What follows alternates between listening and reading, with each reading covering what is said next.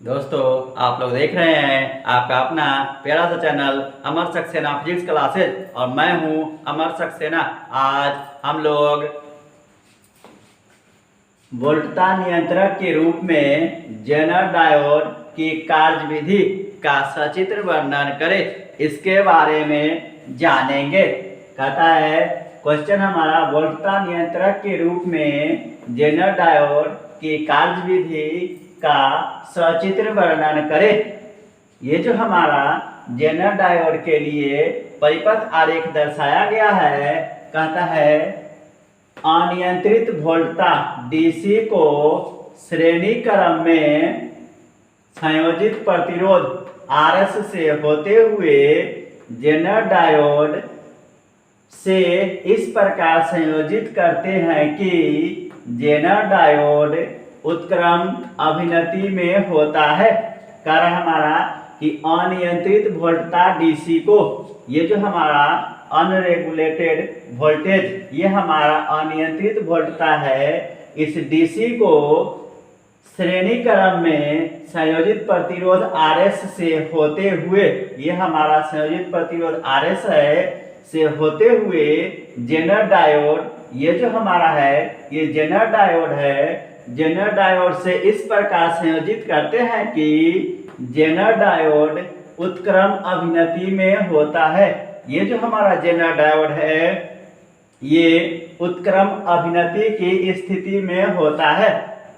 कहता है यदि निवेशी वोल्टता में वृद्धि होती है तो आरएस तथा जेनर डायोड से प्रवाहित विद्युत धारा में वृद्धि होती है।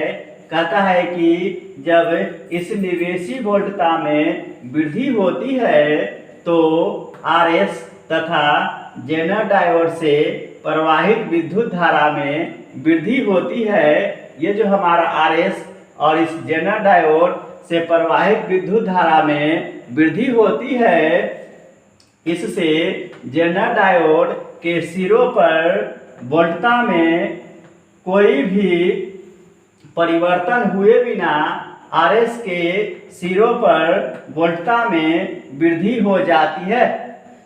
कह रहा है कि जब धारा में वृद्धि होती है तो कहता है कि जेनर डायोड के सिरों पर वोल्टता में कोई भी परिवर्तन हुए बिना आरएस के सिरों पर वोल्टता में वृद्धि हो जाती है। ये जेनर डायोड के सिरों पर वोल्टता में कोई परिवर्तन नहीं होता है और आरएस के सिरों पर वोल्टता में वृद्धि हो जाती है। इसका कारण यह है कि जेनर डायोड से प्रवाहित धारा में परिवर्तन होने पर भी भंजन क्षेत्र में जेनर वोल्टता नियत रहती है। कह रहा है कि इस जेनर डायोड के वोल्टता में परिवर्तन न होने का कारण यह है कि जेनर डायोड से प्रवाहित धारा में परिवर्तन होने पर भी भंजन क्षेत्र में जेनर वोल्टता नियत रहती है। उसके बाद कहता है हमारा, इसी प्रकार यदि निवेशी वोल्टता घटती है तो आरएस तथा जेनर डायोड से प्रवाहित विद्युत धारा भी घट जाती है। जब ये हमारा अनरेगुलेटेड वोल्टेज घटता है तो आरएस तथा जेनर डायोड से प्रवाहित विद्युत धारा भी घट जाती है। जेनर डायोड के सिरों पर वोल्टता में कोई परिवर्तन हुए बिना आरएस के सिरों पर विभवांतर घट जाता है।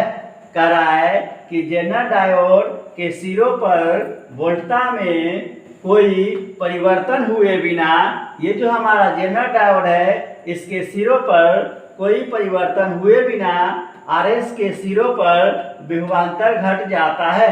ये जो हमारा आरएस है इसके सिरों पर विभवांतर घट जाता है।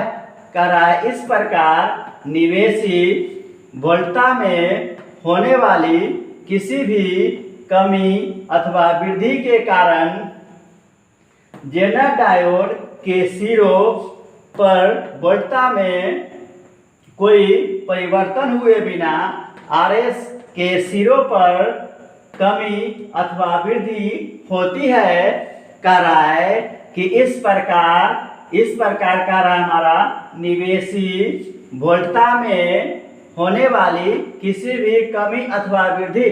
कह रहा है कि इस प्रकार ये जो हमारा निवेशी वोल्टता है उसमें होने वाली किसी भी प्रकार की कमी अथवा वृद्धि के कारण जेनर डायोड के सिरों पर वोल्टता में कोई परिवर्तन हुए बिना, कहता है कि इस निवेशी वोल्टता में वृद्धि या कमी होती है तो जेनर डायोड के सिरों पर कोई परिवर्तन हुए बिना आरएस के सिरों पर कमी अथवा वृद्धि होती है। इस आरएस के सिरों पर केवल कमी अथवा वृद्धि होती है। इस प्रकार जेनर डायोड एक वोल्टता नियंत्रक की भांति कार्य करता है। कह रहा है कि इस प्रकार हमारा जो जेनर डायोड है एक वोल्टता नियंत्रक की भांति कार्य करता है। दोस्तों वीडियो अच्छा लगे लाइक करें, सब्सक्राइब करें, अन्य दोस्तों के साथ शेयर करें।